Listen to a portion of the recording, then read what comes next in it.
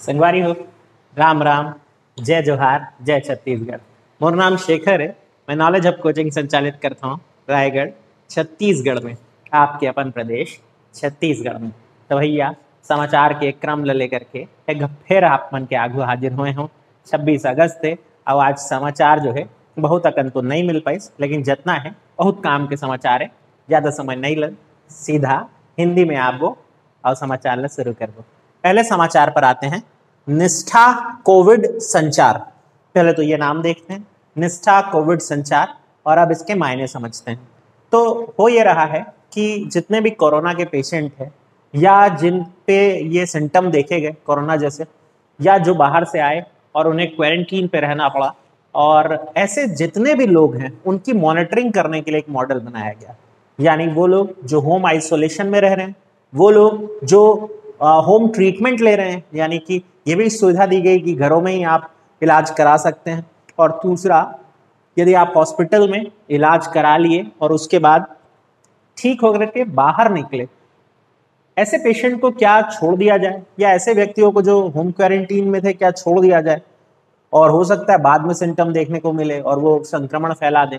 इसलिए उनका फॉलोअप करना जरूरी है। यानी ये पीरियड बीत जाने के बाद भी, 14 दिन के जो पीरियड है उसके बीत जाने के बाद भी उनकी जानकारी जुटाना बड़ा जरूरी था। और इसी उद्देश्य से ये संचार तंत्र बनाया गया, निष्ठा कोविड संचार तंत्र, जो कि फॉलोअप करेगा ऐसे पेशेंट लोग को जिनके बारे में मैं बात किया, यानी होम क्वारंटीन रहने वाले, होम आइसोलेशन में, या फिर कोविड हॉस्पिटल से डिस्चार्ज हुए पेशेंट लोगों के फॉलोअप करता रहेगा या उनको मॉनिटर करता रहेगा कम से कम 14-15 दिन के लिए, और ताकि हम किसी भी स्थिति बिगड़ने की से पहले ही उसको ठीक ठाक कर सकें, या दोबारा इस तरह की समस्या होने पर हम उसको पहले ही समाधान पे ला सकें।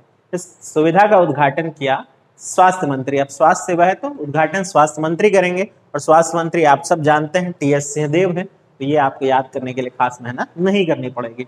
शुरुआती चरण में इसे कहाँ चालू किया जा रहा है या लागू किया जा रहा है, तो उसका उत्तर है रायपुर, दुर्ग, राजनांदगांव और बिलासपुर। यानी पहले कोविड निष्ठा संचार 4 जिलों में, जिसमें रायपुर है, दुर्ग है, बिलासपुर है बिना किसी डाउट के, और राजनांदगांव है। तो ये हो गया आपके लिए पहला न्यूज। अब बात करते हैं सेकंड न्यूज पर। सुकमा जिला। सुकमा जिला छत्तीसगढ़ का सबसे दक्षिण जिला और उतना ही महत्वपूर्ण भी है। नीति आयोग एक संस्था है, आप सब जानते ही होंगे, भारत के लिए योजनाएं बनाती है, और इसने आकांक्षी जिलों की एक सूची बनाई हुई है। आकांक्षी जिला उस जिले को कहते हैं जहां मूलभूत सुविधाएं भी अभी नहीं है, उनको डेवलप करना है। जो अति पिछड़े जिले हैं और वहां इंफ्रास्ट्रक्चर से लेकर के बाकी चीजें बेहतर करनी है, उन्हें आकांक्षी जिलों की सूची में रखा गया है। इसी सूची में आता है छत्तीसगढ़ का सुकमा जिला। बीजापुर भी आता है, लेकिन यहाँ बात सुकमा की हो रही है। तो सुकमा जिले में अभी पशु टीकाकरण का प्रयास चल रहा था। अब ये क्या है, तो भाई पशु, फिर चाहे वो चौपाया पशु हो या दो पाया नहीं कहेंगे ना, हाँ, या कुक्कुट वगैरह हो, जिसमें मुर्गी बत्तख वगैरह आते हैं, इन सब के लिए टीकाकरण अभियान चलाया गया। बृहद टीकाकरण अभियान था, जो कि इस जिले में तमाम अभी असुविधाओं के बाद भी, जगह दुर्गम है, बाढ़ का भी अभी सामना करना पड़ा, लेकिन उसके बाद भी यहाँ जो बेहतर प्रयास किए गए, और वो भी डोर टू डोर कैंपेन करके, यानी जो टीकाकर्मी थे वो घर से घर तक पहुंचे और ये अभियान सफल बनाया। इस बात की प्रशंसा नीति आयोग ने की है अपने ट्विटर हैंडल पर, जो छत्तीसगढ़ के लिए गौरव का विषय है। आपसे क्या पूछ सकता है, आपसे पूछ सकता है कि हाल ही में नीति आयोग ने छत्तीसगढ़ के किस जिले में टीकाकरण अभियान को सराहा या उसकी प्रशंसा की। इसका उत्तर आएगा जिला सुकमा। उम्मीद करता हूं ये भी आप समझ गए होंगे। वैसे पशुओं में एक रोग अभी लगातार फैल रहा है, हम इस पर पहले भी चर्चा किए थे, और इस रोग पर थोड़ा नजर रखेंगे, लंपी स्किन डिसीज। ये बहुत प्रॉब्लमेटिक हो गया है। मैं इस न्यूज पे बहुत पहले ही चर्चा कर चुका था, और अगर आप अभी समाचार पत्र पढ़ रहे होंगे तो ये फैलते फैलते छत्तीसगढ़ के बाकी जिलों में भी अपने पांव पसार चुका है। मैं आपको बताया था ये अफ्रीका से आया है, फिर ये उड़ीसा में देखने को मिला, और अब छत्तीसगढ़ इससे प्रभावित है बहुत बुरी तरह से। चलिए अब आगे बात करते हैं अगली न्यूज पर। अगला जो न्यूज है वो मैनपुर ब्लॉक से है। मैनपुर जिला गरियाबंद का हिस्सा है। यहाँ सड़क किनारे चलता हुआ एक कछुआ देखने को मिला। तो कौन सी बड़ी बात हो गई, ये कछुआ दुर्लभ प्रजाति का दिखाई दे रहा है पहली दृष्टि में देखने पर। गाढ़े काले रंग की इसकी परत है ऊपरी, और जिसपे हल्की पीले कलर की धारी दिखाई दे रही है। इस तरह के कछुए आमतौर पर छत्तीसगढ़ अंचल में नहीं देखे गए थे। इस पर अभी शोध होना बाकी है, और जैसे इसकी कोई और जानकारी मिलेगी मैं आपको जरूर बता दूंगा। हाँ, इसकी फोटो देखनी हो तो मैं जब पीडीएफ अपलोड करूंगा तो आप उसमें देख सकते हैं। मैं हर दिन न्यूज़ का पीडीएफ भी अपलोड करता हूं, उसके लिए आप मेरे व्हाट्सएप नंबर पर संपर्क कर सकते हैं, नीचे डिस्क्रिप्शन पे मेरा नंबर मिल जाएगा आपको। फिर बात करते हैं बिलासपुर भोपाल विमान सेवा, और ये आज की सबसे बड़ी न्यूज़ होनी चाहिए। इस विमानन सेवा को मंजूरी मिल गई है। अब तक हमारे यहाँ रायपुर से ही विमानन सेवा होती है जो कि बाहर के राज्यों को कनेक्ट करती है, और अब बिलासपुर भी उस सेवा का हिस्सा बनने वाला है। बिलासपुर से भोपाल के लिए पहली उड़ान सेवा को मंजूरी मिल गई है, और इस बात की घोषणा नागरिक उड्डयन मंत्री, जो केंद्रीय नागरिक उड्डयन मंत्री हैं, खुद उन्होंने की, यानी हरदीप सिंह पुरी साहब ने। अब एक चीज और समझिए, यहाँ पर बिलासपुर हवाई अड्डा शुरू होगा और भोपाल की कनेक्टिविटी होगी। इससे बहुत फायदा मिलने वाला है हमारे जिले को, रायगढ़ जिले को, कोरबा जिले को, जांजगीर जिले को, जो निकट जिले हैं और जिनके लिए रायपुर थोड़ा दूर पड़ता था।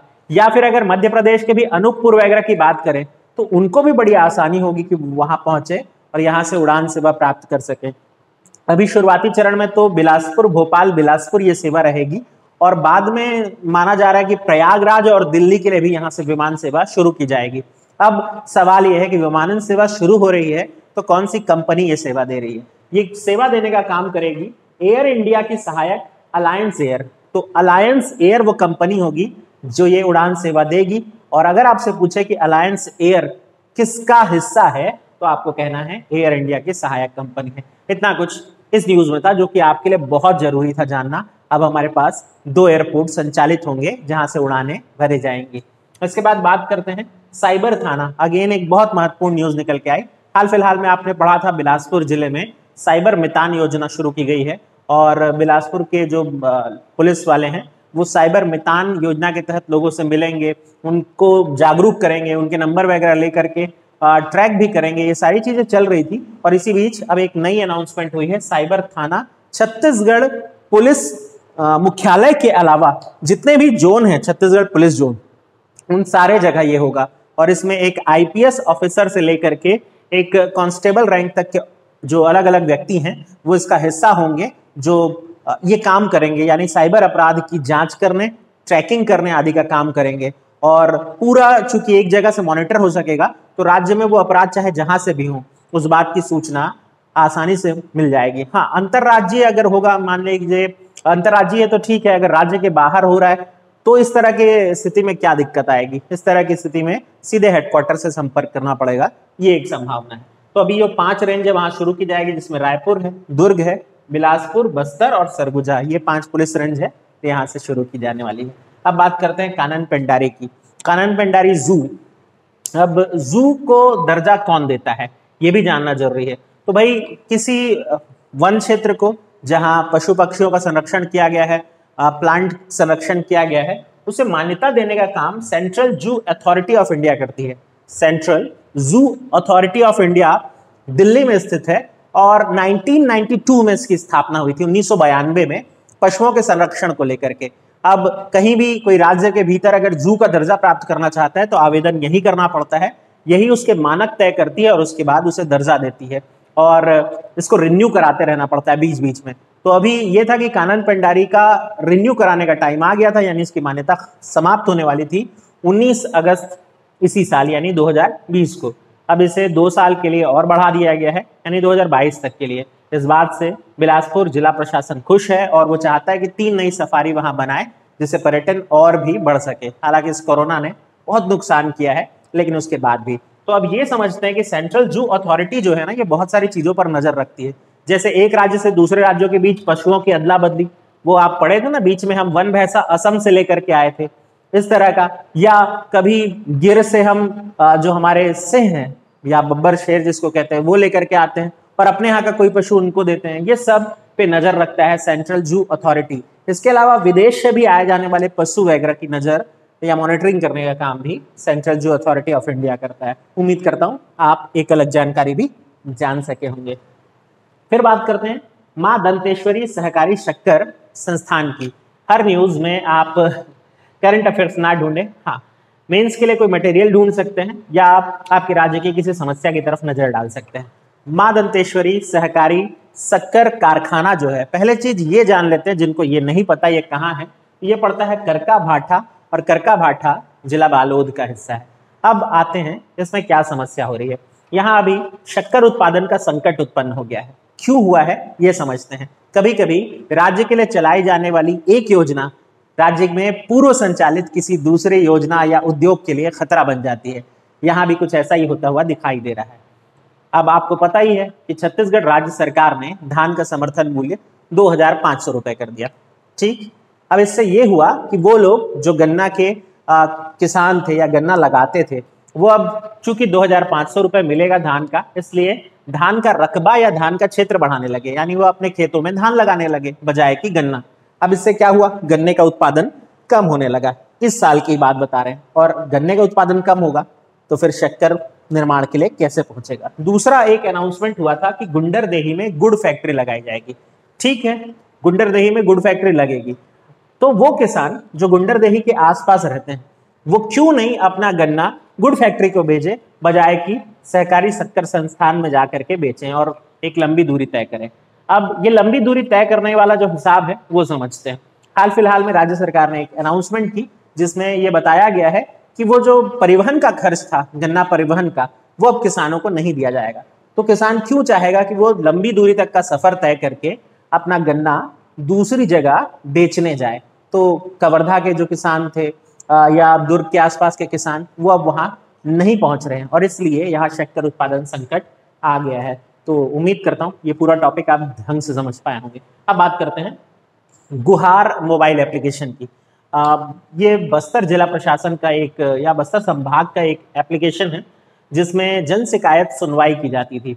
ये जन शिकायतें या तो हिंदी में या अंग्रेजी में भेजी जाती थी अब तक, अभी या छत्तीसगढ़ी में। अभी इसमें नई चीज क्या जोड़ी गई है, अब इस गुहार ऐप को गोंडी और हल्बी के लिए ओपन कर दिया है। यानी अब गोंडी भाषा में और हल्बी भाषा में भी जन शिकायत की जा सकेगी। माध्यम क्या होगा, गुहार मोबाइल एप्लीकेशन। अब बात करते हैं एडवेंचर पार्क की। तो एडवेंचर पार्क कहाँ बनना प्रस्तावित है, इसका उत्तर है चिरमिरी यानी कोरिया। अब ये ऐसा नहीं कि पहले से नहीं था, लेकिन अभी हाल फिलहाल में इसे बड़ा किया जा रहा है, इसके क्षेत्र का विस्तार किया जा रहा है और साथ ही यहाँ नई सुविधाएं भी शुरू की जा रही हैं। तो एडवेंचर पार्क जो चिरमिरी में बनेगा वो लगभग 50 एकड़ में फैला होगा, जहां उत्साही पर्यटक जो होते हैं, जिनको प्रकृति और पहाड़ नेचर ज्यादा पसंद आता है, उनके लिए खास सुविधाएं होंगी। रिसोर्ट तो होंगे ही अगर आप परिवार के साथ जाते हैं, साथ ही माउंटेन ट्रैकिंग यानी पर्वतारोहण की सुविधा होगी, और पैराग्लाइडिंग की। पैराग्लाइडिंग क्या होता है, उम्मीद करता हूँ पिछले साल चर्चा में रहे वीडियो को आपने खूब देखा होगा। भाई 200-500 ज्यादा ले ले, बस लैंड करा दे, बस वही वाली पैराग्लाइडिंग सुविधा यहाँ भी होगी। तो देखें, आप अपने दोस्त को लेकर के जाएं और कराएं उसकी सफल लैंडिंग। अब बात करते हैं कोरिया जिले से ही एक और समाचार की। कोरिया जिले में खेलो इंडिया का लघु केंद्र खोले जाने को मंजूरी प्राप्त हुई है।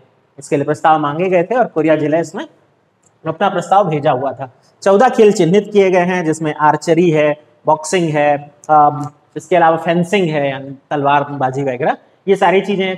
लोकल खेल भी हैं कुछ, और अब यहाँ खेल का प्रशिक्षण भी दिया जाएगा और खिलाड़ी तैयार हो सकेंगे। वैसे खेलो इंडिया केंद्र सरकार की मुहिम है, इस पर ध्यान रखना है। तो भाई इतना कुछ था जो मैं आज निकाल सका। हाँ, आपको पता है, अब आपकी जिम्मेदारी है। अगर आपको वीडियो अच्छा लग रहा है तो पता है ना, वहाँ लाइक का बटन होता है, वो दबाना होता है, और कमेंट करें, शेयर करें यार दोस्तों से, ताकि हम और आप अपने परिवार को और बढ़ता हुआ देख सकें। ये आपका भी तो परिवार है। तो चलिए मुलाकात करेंगे किसी और न्यूज़ वीडियो में कल।